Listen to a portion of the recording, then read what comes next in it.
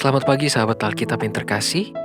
Marilah kita mengawali hari ini dengan melakukan perenungan akan firman Tuhan. Bacaan Alkitab kita pada pagi hari ini berasal dari kitab Kejadian pasalnya yang ke-18, ayatnya yang ke-16 sampai ayatnya yang ke-25.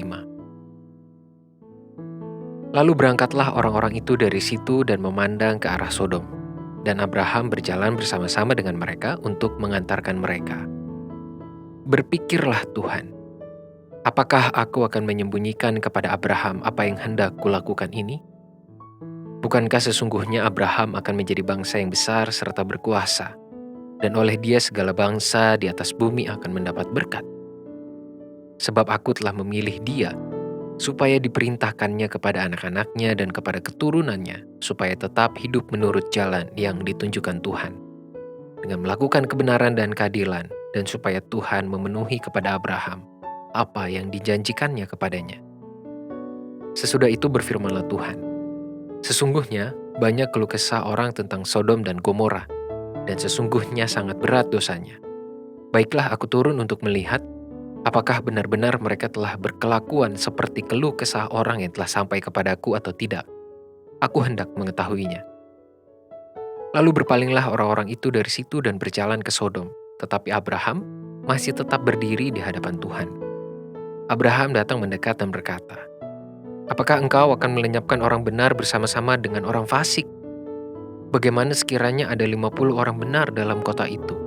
Apakah engkau akan melenyapkan tempat itu dan tidakkah engkau mengampuninya karena ke-50 orang benar yang ada di dalamnya itu? Jauhlah kiranya daripadamu untuk berbuat demikian, membunuh orang benar bersama-sama dengan orang fasik, sehingga orang benar itu seolah-olah sama dengan orang fasik. Jauhlah kiranya yang demikian daripadamu.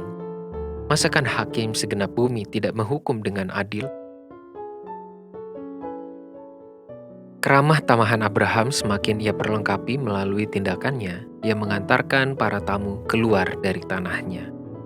Sebelum perpisahan di antara keempatnya terjadi, narator kitab Kejadian menghadirkan kita sebuah peristiwa unik, yakni ketika satu dari ketiga tamu Abraham memilih berdiam bersama Abraham untuk menyampaikan berita tentang rencana pemusnahan kota Sodom Gomora. Sedangkan kedua orang lainnya melanjutkan perjalanan sesuai rencana. Sosok itulah yang diperkenalkan sebagai personifikasi Tuhan yang berbicara kepada Abraham. Di dalam dialog itu, Tuhan menunjukkan maksud dan tujuannya ke kota tersebut, yaitu untuk memverifikasi keluh kesah yang disampaikan kepadanya mengenai perilaku masyarakat kota Sodom Gomora. Pertanyaannya, bukankah ia adalah Tuhan? Lalu mengapa ia perlu melakukan verifikasi? Apakah Tuhan tidak mengetahui secara langsung mengenai kondisi di kota tersebut? Sahabat Alkitab, jawaban untuk pertanyaan-pertanyaan tersebut di dalam perikop ini tidak dapat dilepaskan dari alasan Tuhan memilih untuk menyampaikan kegiatannya kepada Abraham. Pada ayat 17, Tuhan berkata, "Apakah aku akan menyembunyikan kepada Abraham apa yang hendak kulakukan ini?" Dan kemudian dilanjutkan pada ayat yang ke-19.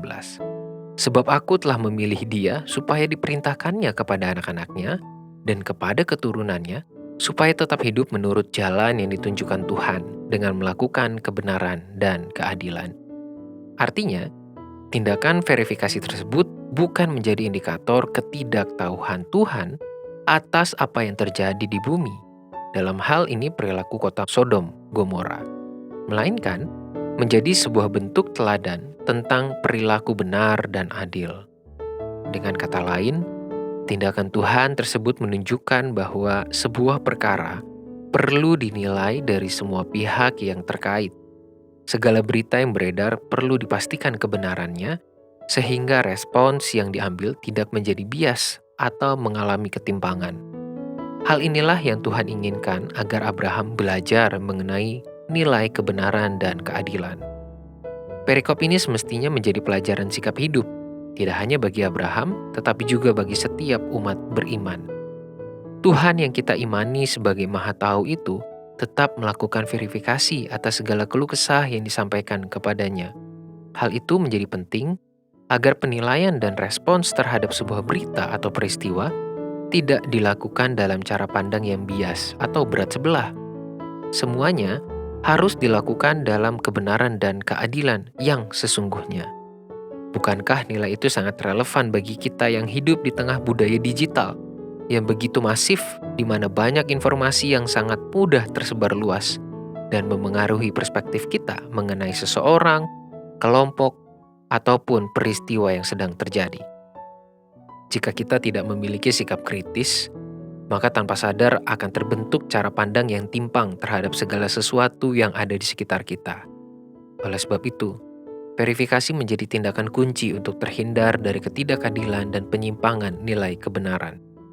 Jika ada seseorang yang membicarakan perilaku orang lainnya, maka pastikan dahulu kebenarannya.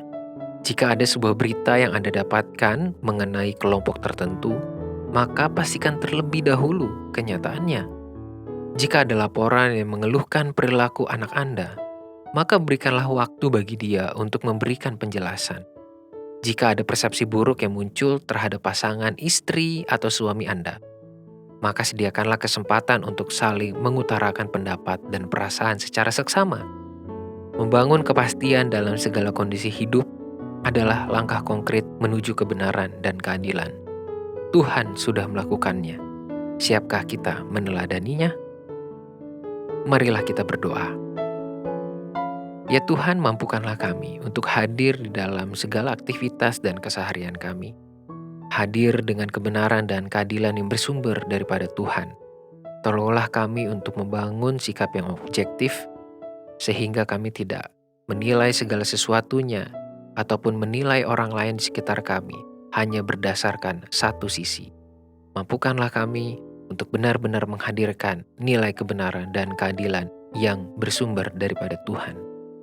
Di dalam nama Tuhan Yesus Kristus kami berdoa dan memohon. Amin.